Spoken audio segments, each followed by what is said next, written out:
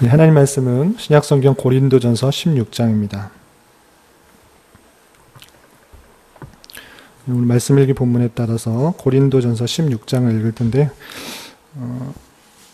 1절부터 24절까지 길게 되어 있는데요. 다 읽기는 시간이 좀 제한되고 고린도전서 16장 1절부터 9절까지만 봉독하겠습니다. 신약성경 284쪽 전후를 보시면 되겠습니다. 고린도전서 16장 1절부터 9절까지 말씀을 함께 봉독하겠습니다. 성도를 위하는 연보에 관하여는 내가 갈라디아 교회들에게 명한 것 같이 너희도 그렇게 하라. 매주 첫날에 너희 각 사람이 수입에 따라 모아두어서 내가 갈 때에 연보를 하지 않게 하라. 내가 이를 때에 너희가 인정한 사람에게 편지를 주어 너희의 은혜를 예루살렘으로 가지고 가게 하리니 만일 나도 가는 것이 합당하면 그들이 나와 함께 가리라.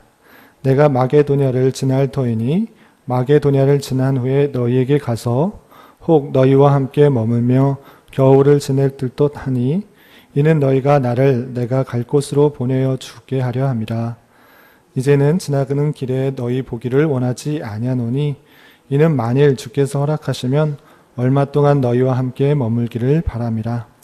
내가 오순절까지 에베소에 머물려 함은 내게 광대하고 유효한 문이 열렸으나 대적하는 자가 많음이라. 아멘. 이 시간에도 여기까지 나오신 여러분들 위해 하나님의 크신 은혜가 함께하기를 진심으로 기원합니다. 말씀 읽기 본문은 이제 고린도전서 마지막 장인 16장에 이르렀습니다. 우리가 앞에서 살펴본 것처럼 고린도 교회에 다양한 문제가 있을진데 사도 바울께서는 편지를 통해서 다양한 문제를 어떻게 해결해야 될지를 말씀해 주고 있습니다. 고린도 교회에 분쟁이 있었고 또 음행이 있었고 또 소송이 있었고 또 우상 숭배의 재물을 먹는 일들이 있었을 뿐만 아니라 다양한 은사로 인하여서 충돌이 있었고 그리고 부활에 대한 잘못된 신앙들을 갖고 있었을진데 사도 바울께서는 그러한 문제들에 대해서 어떻게 해결하는 것이 바른 지침인지에 대해서 설명해 주고 있는 것입니다. 하루 15장 말씀을 쭉 읽고 끝나는 것이 아니라 오늘날에도 이러한 문제들이 우리 교회 안에 분명히 또 나타날 수 있다는 사실들을 기억하면서 언제든지 교회에 문제들이 있을 때 고린도 전서를 읽었던 것처럼 다시 한번 교훈을 생각하면서 다양한 문제들에 대해서 적용할 수 있는 그런 우리가 되었으면 좋겠습니다. 이제 고린도 전서 16장 마지막 장인데요. 마지막 장에서는 끝내는 그런 끝 인사뿐만 아니라 아직 다 하지 못한 여러 가지 하고자 하는 말들을 짧게 마지막으로 당부하는 그런 글로 되어 있습니다. 전체적인 내용을 좀 살펴보고 오늘날 그 중에서 오늘날 우리에게 적용할 것들을 몇 가지 도전하면서 또 은혜 받도록 하겠습니다. 먼저 1절부터 4절까지는 성도들이 해야 될 연보에 대해서 교훈하고 있습니다. 어떻게 연보를 해야 되는 것인가를 교훈하고 있는데요. 1절 보도록 하겠습니다. 1절 보면 성도를 위하는 연보에 관하여는 내가 갈라디아 교회들에게 명한 것 같이 너희도 그렇게 하라. 성도를 위하는 연보, 성도를 위한 헌금을 할 때에 어떻게 하는 것이 좋은가 했을 때는 갈라디아 교회들에게 명한 것 같이 그 기준에 따라서 너희들 그렇게 연보하라, 헌금하라 이렇게 되어 있는데요. 갈라디아 교인들에게 어떻게 명하였나? 여기서는 구체적으로 나와 있지 않지만 갈라디아서 2장 10절에 보면 이런 표현이 있습니다. 몇 장만 넘겨보면 갈라디아서가 나오는데요. 갈라디아서 2장 10절에 보면 갈라디아 교인들에게 어떻게 연보를 하는 것이 좋은지 이렇게 교훈하고 있습니다. 제가 한번 읽어보겠습니다. 갈라디아서 2장 10절에 다만 우리에게 가난한 자들을 기억하도록 부탁하였으니 이것은 나도 본래부터 힘써 행하여 왔노라 라고 되어 있습니다. 그러니까 우리 주변에 가난한 자들이 있을진데 그 사람들을 기억하여서 우리의 손을 통하여서 그 가난한 자가 도움을 얻도록 갈라디아 교인들에게 명한 것입니다. 그렇기 때문에 똑같이 그 기준에 의해서 고린도 교회들도 주변에 어려운 사람들, 가난한 사람들을 위해서 마음을 쏟고 또 재물을 모으는 일들을 부탁하는 것입니다. 그렇기 때문에 헌금하는 것, 연보하는 것, 가난한 사람들을 위하여서 연보하는 것들을 그 기준에 맞춰서 하는 것이 마땅하다. 그렇게 해라. 자신만을 생각하는 것이 아니라 주변의 가난한 사람들을 위해서 연보하라, 헌금하라고 교훈해 주고 있는 것입니다. 어떤 방법으로 그 헌금을 모을 것인가 2절에 이렇게 표현하고 있습니다. 매주 첫날에 너희 각 사람이 수입에 따라 모아두어서 내가 갈 때 연보를 하지 않게 하라. 예, 바울 사도가 고린도 교회에 왔을 때 부랴부랴 헌금을 걷는 것이 아니라, 연보를 걷는 것이 아니라 매주 첫날, 매주 첫날이라는 것은 오늘날 보면 주일이라고 할 수 있겠습니다. 그래서 초대교회 당시 이제 안식일을 지키는 것이 아니라 매주 첫날, 주님께서 부활하신 날을 기념하여 성회로 모이고 그때에 또 헌금하는 그런 예배 형식이 자리 잡고 있는 것을 볼 수 있습니다. 그래서 매주 첫날에 너희들이 모임을 갖고 또 성찬을 나눌 때에 각 사람의 수입에 따라서 많이 버는 사람들은 또 많이, 또 적게 버는 사람은 적게, 그 형편에 따라서, 그 수입에 따라서 모아두어서 헌금을 계속적으로 모으고, 이제 바울 사도가 이제 고린도 교회에 갔을 때 그 헌금을 가지고 가난한 사람들에게 줄 수 있도록, 그 연보를 가지고 줄 수 있도록 그렇게 하라고 기준을 정해준 것입니다. 그럼 그 헌금, 그 연보는 어디로 쓰여지는가? 더 좀 읽어보면 예루살렘 교회의 그 연보가 주어진 것을 알 수 있습니다. 왜냐하면 당시에 고린도 교회는 우리가 앞에서 살펴본 것처럼 무역항이었기 때문에 대단히 부유한 사람들이 많이 있었습니다. 그렇지만 예루살렘은 그렇지 않았고 많은 유대 사람들이 가난한 형편에 핍박을 받으면서 어려운 형편에 있었을진데 성도들에게 그런 소식들을 전하고 고린도 교회 또 갈라디아 교회들에게 예루살렘의 어려운 형편을 말해주고 또 매 주일 작정한 헌금을 사도 바울께서 모아서 예루살렘 교회에 전달하는 일들을 했던 것입니다. 3절에 보면 이렇게 계속 그렇게 설명하고 있습니다. 3절에 보면 내가 이를 때에 너희가 인정한 사람에게 편지를 주어 너희의 은혜를 예루살렘으로 가지고 가게 하리니, 그 모은 연보를 너희들이 인정한 사람, 나를 만약 못 믿겠다고 하면 너희들이 확실하게 인정하고 믿는 사람을 예루살렘으로 편지와 함께 그 연보와 편지를 가지고 가게 할 것인데, 4절 보면 만일 나도 가는 것이 합당하면 그들이 나와 함께 가리라. 나도 그렇게 가는 것이 허락된다고 하면 같이 가겠다, 이렇게 표현하고 있는 것입니다.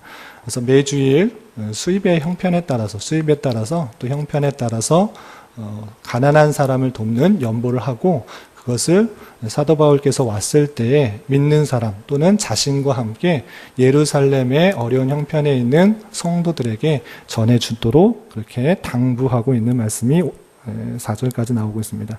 그리고 5절부터 9절까지는 자신의 행보가 어떻게 될지에 대해서 이렇게 표현하고 있습니다. 자신은 지금 3차 전도 여행이죠. 에베소 지역에서 오랫동안 머물고 있지만 때가 되면, 형편이 되면 그 고린도 교회, 지금 쓰고 있는 수신자인 고린도 교회에 그냥 잠시 지나는 듯이 지나는 것이 아니라 오랫동안 함께 있어서 너희들과 함께 교제하고 말씀을 나누고 싶다라는 내용을 5절부터 9절까지 이렇게 표현하고 있습니다. 제가 쭉 읽어보도록 하겠습니다. 5절 보면 내가 마게도냐를 지날 터이니 마게도냐를 지난 후에 너희에게 가서 혹 너희와 함께 머물며 겨울을 지낼 듯도 하니, 앞으로 이렇게 될 것 같다. 마게도냐는 고린도 위쪽에 있는 그런 지역입니다. 그래서 마게도냐를 지나서 다시 예전처럼 2차 전도행처럼 고린도 지역을 갈 것 같은데 그때 겨울을 지낼 것 같다. 이렇게 자신의 행보가 그럴 것 같다라고 일러주는 것입니다. 그럴 때 6, 7절을 보면 이제 지나는 길에 너희를 보기를 원하지 아니하노니, 지나는 길에 잠시 고린도에게 들르듯이 눈인사만 하고 그냥 형편만 보고 지나듯이 보기를 원하지 않는다, 이렇게 표현하고 있고요. 이는 만일 주께서 허락하시면 얼마 동안 너희와 함께 머물기를 바람이라. 얼마 동안이라도 함께 머물면서 오랫동안 교제하고 싶은 것이 바람이다, 이렇게 말하고 있습니다. 그리고 자기 8절 9절에서 계속 보면 자신이 어디에 있는지, 어디서 이 편지를 쓰고 있는지 알 수 있는 대목이 나옵니다. 8절 보면 내가 오순절까지 에베소에 머물려 함은, 지금 에베소에 있는데 좀 있으면 오순절이 오겠구나라는 것들을 이해할 수 있습니다. 그래서 이 편지는 에베소에서 머물면서 쓴 글을 이름을 알 수 있습니다. 그래서 오순절까지 머물 것 같다라고 표현하고 있고, 그 이유에 대해서 구절에 보면 내게 광대하고 유효한 문이 열렸으나 대적하는 자가 많음이라. 많은 길이 있으나 전도할 일들이 많이 열려 있지만 갈 곳이 많지만은 대적하는 자가 많아서 그렇게 자주 행보를 하지 못하고 에베소에 현재 머물고 있음을 밝히고 있습니다. 그리고 10절부터 11절까지는 바울과 동역하였던 두 동역자 디모데와 아볼로에 대해서 말하는 내용이 나옵니다. 10절, 11절에 대해서는 디모데에 대해서 너희들에게 갈 것인데 잘 대접해 주라라고 하고 있습니다. 10절, 11절 제가 한번 읽어보겠습니다. 디모데가 너희에게 이르거든 너희는 조심하여 그로 두려움이 없이 너희 가운데 있게 하라. 이는 그도 나와 같이 주의 일을 힘쓰는 자임이라. 디모데는 바울 사도께서 2차 전도행 때 제자로 삼은 동역자였습니다. 그렇지만 나이가 연소하여서 목회자이긴 하지만 주님의 일들을 전담하는 그런 일들을 하는 자이지만 연소하였기 때문에, 나이가 어렸기 때문에 업신 여길 수가 충분히 있었습니다. 많은 사람들에게. 그러할 수 있을진데 디모데가 두려워하지 않도록 또 멸시받지 않도록 잘 대해 주어라 라고 당부하고 있는 것입니다. 왜냐하면 그도 나와 같이 주의 일을 힘쓰는 자이기 때문에 연소하다고 업신여기지 말고, 또는 부족한 것 같아서 업신여기지 말고 잘, 두려움 없이 잘 대해 주라 라고 하고 있는 것입니다. 11절에서 계속해서 그러므로 누구든지 그를 멸시하지 말고 평안히 보내어 내게로 오게 하라. 나는 그 형제들과 함께 오기를 기다리노라. 디모데가 이제 갔을진데 고린도 교회에 있을 때 잘 대접해주고 멸시받지 않고 또 두려움 없이 잘 대접하고 다시 내게로 올 수 있도록 해주라라고 표현하고 있습니다. 그리고 고린도 교회에서 씨를 뿌린 것, 교회를 세운 것은 바울 사도이지만 앞에서도 우리가 설명을 들었다시피 아볼로가 더 교육을 하고 말씀을 가르쳐서 자라나게 한 것은 아볼로다라는 표현들이 앞에서 살펴볼 수 있었는데요. 그 아볼로에 대해서도 이렇게 표현하고 있습니다. 12절 보면 형제 아볼로에 대하여는 그에게 형제들과 함께 너에게 가라고 내가 많이 권하였을 때 지금은 갈 뜻이 전혀 없으나 기회가 있으면 가리라. 아볼로가 고린도 교회 성장하는데 많은 공헌을 했음에도 불구하고 어떠한 사정 때문에 바볼로가 지금은 고린도 교회로 다시 가지 않으려고 하는 것 같습니다. 여러 번 많이 가라고 권하였지만 그렇게 지금은 갈 뜻이 없다. 그렇지만 상황이 바뀌고 또 길이 열리게 되면 아볼로는 너희에게 다시 한번 갈 것이다 라고 이야기해 주고 있습니다. 그리고 13절, 14절에서는 그 일반적인 삶에 대해서 권고하고 있습니다. 어떻게 삶을 살아야 되는지 간단하게 이렇게 당부하고 있습니다. 13절, 14절을 보면 깨어 믿음에 굳게 서서 남자답게 강건하라. 깨어 있어, 영적으로 깨어 있어야 될 것이고 믿음 위에 굳게 서야 됨을 표현하고 있고, 그리고 남자답게 강건하게 신앙생활하는 것이 마땅하다라고 이렇게 당부를 하고 있고요. 14절 너희 모든 일을 사랑으로 행하라. 13장에서 자세히 살펴봤는데 어떠한 은사들, 어떤 직분들을 행할 때 가장 중요한 것은 사랑으로 행하는 것이다 라고 다시 한번 교훈하고 다짐하고 당부하고 있는 것입니다. 여러 가지 일을 행할 때 자신이 드러나는 것이 아니라 이해해주고 아껴주고 참아주고 또 교만하지 않고 시기하지 않는 그런 마음들 속에 사랑만이 드러날, 일의 결과물에 드러나는 것이 아니라 성도들 간의 관계 속에서 주님의 사랑만이 드러나야 될 것을 이렇게 강조하고 있는 것입니다. 너희 모든 일을 사랑으로 행하라 라고 다시 한번 당부하고 있습니다.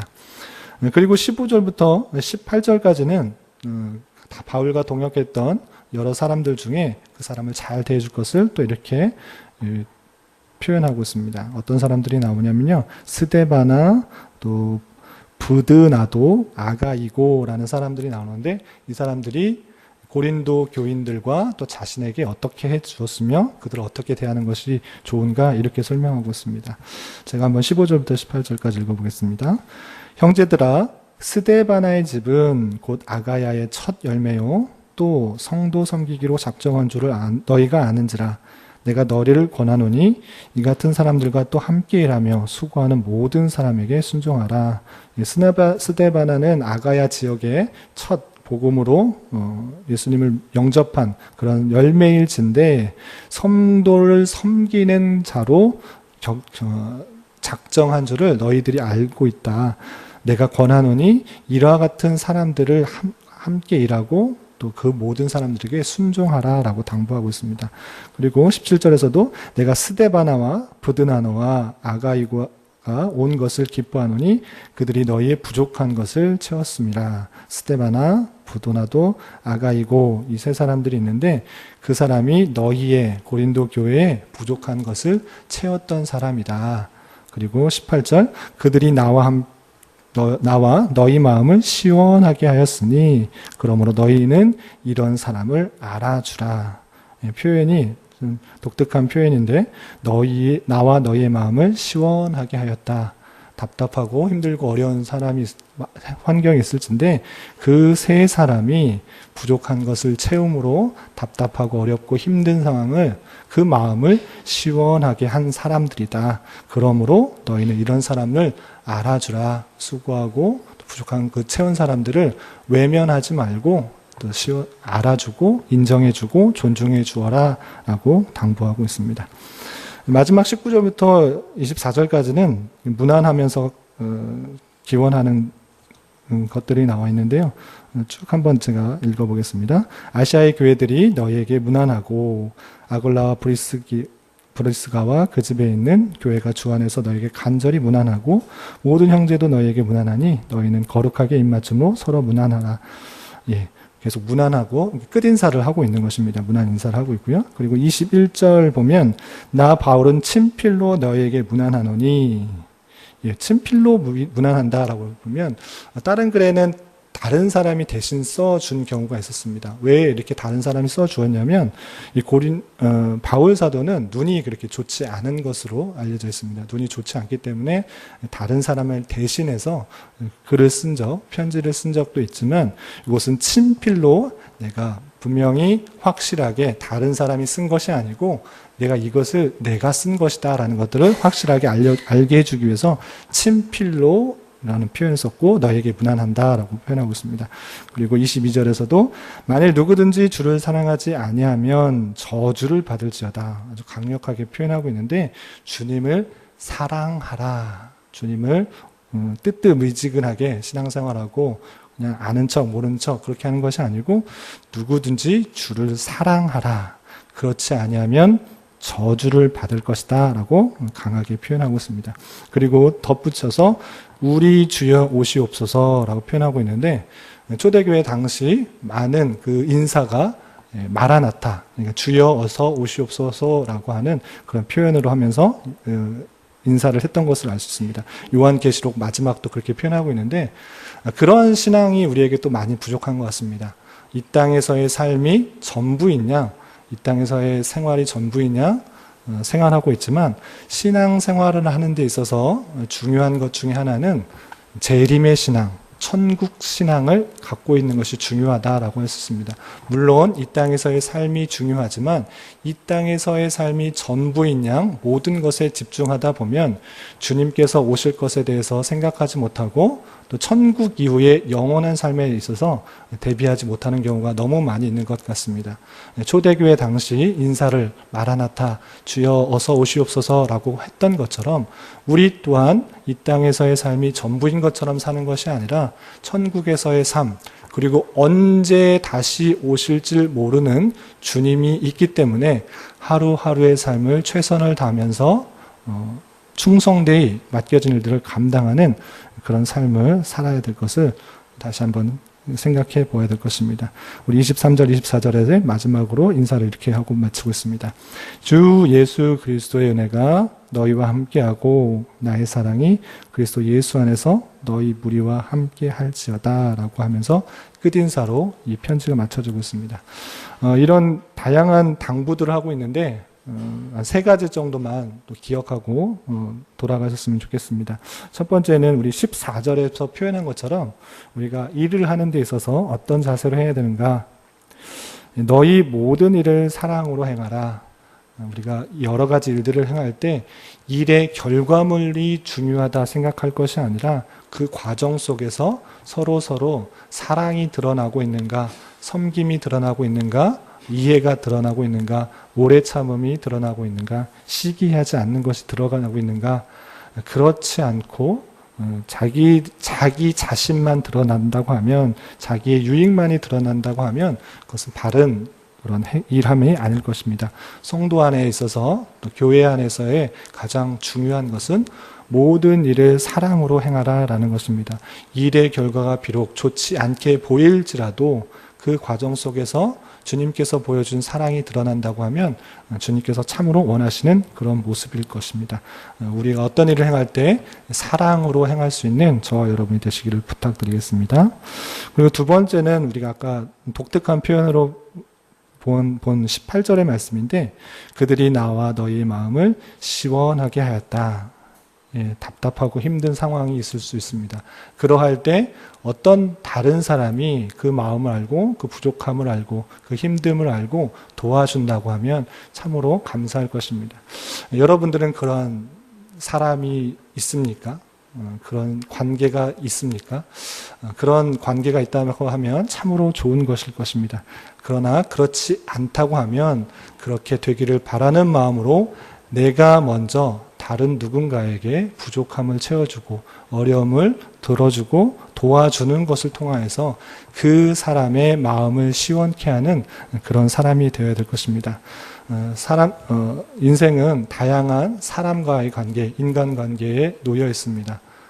성도 안에 있어서도 이렇게 다른 사람의 마음을 시원하게 해줄 수 있는, 다른 사람의 부족함과 연약함을 시원해 줄 수 있는 관계가 한 명 한 명 늘어난다고 하면 주님의 교회가 참으로 바르게 설고 힘을 얻고 잘 성장할 줄 믿습니다. 우리 교회가 그런 나만을 생각하는 것이 아니라, 나만의 신앙생활을 하는 것이 아니라 주변에 어렵고 힘든 사람, 부족한 것들을 바라보고 내가 그것을 도와줌으로 그의 마음을, 교회의 마음을 시원하게 해주는 그런 사람들이 되어야 될 것입니다. 그리고 마지막으로 22절에 우리가 본 것처럼 주를 사랑하라. 그렇지 않으면 저주를 받을지어다. 그리고 우리 주여 어서 오시옵소서, 우리 주여 오시옵소서라고 했던 재림의 신앙, 천국의 신앙, 부활의 신앙, 그것들이 우리 안에 얼마나 있는지 되돌아보아야 될 것입니다. 땅에 발을 붙이고 살지만 우리 시선은 늘 하늘을 향해 있어야 될 것입니다. 우리가 영원히 구할 것은 하늘이라는 것들을 생각하면서 이 땅에 잠시 어려움과 또 힘든, 그것은 영원한 것이 아니라 그것들을 통하여서 우리를 훈련시키고 연단시키고 영원한 천국에 거하기 위한 훈련의 장이다라는 생각을 가지고 주님 어서 오시옵소서라고 하면서 우리의 시선을 천국에 두고 우리에게 맡겨진 일들을 힘들고 어렵지만 주님을 의지하면서 하루하루 살아가는 것이 우리의 신앙일 것입니다. 이러한 삶을 살아갈 수 있는 저와 여러분이 되시기를 주님의 이름으로 부탁을 드리겠습니다. 기도하겠습니다. 하나님 아버지, 오늘 말씀을 통해서 우리가 모든 일을 행할 때 사랑으로 해야 함을 다시 한번 깨달았습니다. 서로의 다름을 가지고 판단하거나 정죄하는 데 빠르기보다는 오래 참고 시기하지 않고 교만하지 않으며 무례히 행하지 않은 우리가 되게 하여 주시옵소서. 그러나 주님, 저희 안에 사랑이 없습니다. 주님 불쌍히 여겨주시고 우리의 연약함과 부족함을 아시오니 주님의 그 크신 사랑을 더욱 크게 깨달아 그 사랑을 행할 수 있는 자 되게 하여 주시옵소서. 또한 우리를 홀로 두지 않으시고 함께 교회를 이루게 하셨사오니 우리 주변을 돌아보아 어렵고 힘든 자들에게 마음을 시원하게 해줄 수 있는 동역의 관계가 잘 이루어져 주님의 몸된 교회를 잘 세워나가는데 부족함이 없도록 인도하여 주시고 천국 백성으로서 주님의 재림을 소망하며 이 땅에서의 삶을 더욱 충성되이 살아가는 자 되게 하여 주시옵소서. 주님, 나라와 민족을 위해 기도합니다. 열강의 다양한 이해관계 속에서 주님, 오나옵기는 남과 북이 주님의 뜻 가운데 복음으로 하나가 되게 하여 주시고 참된 자유 속에서 주님을 온전히 깨닫는 은혜가 있게 하여 주시며 특별히 이 땅의 교회가 깨어 주님의 뜻을 잘 실천하여 소금과 빛의 역할을 잘 감당하는 은혜가 있게 하여 주시옵소서. 7월은 교육부서의 수련회와 비전 트립이 있습니다. 준비하는 모든 손길 위에 함께 하여 주시고 지치지 않게 하여 주시며 더욱더 하나됨으로 잘 준비하게 하여 주셔서 수련회를 통하여 모든 성도들이 신앙의 성숙과 성장이 있는 시간이 되게 하여 주시옵소서.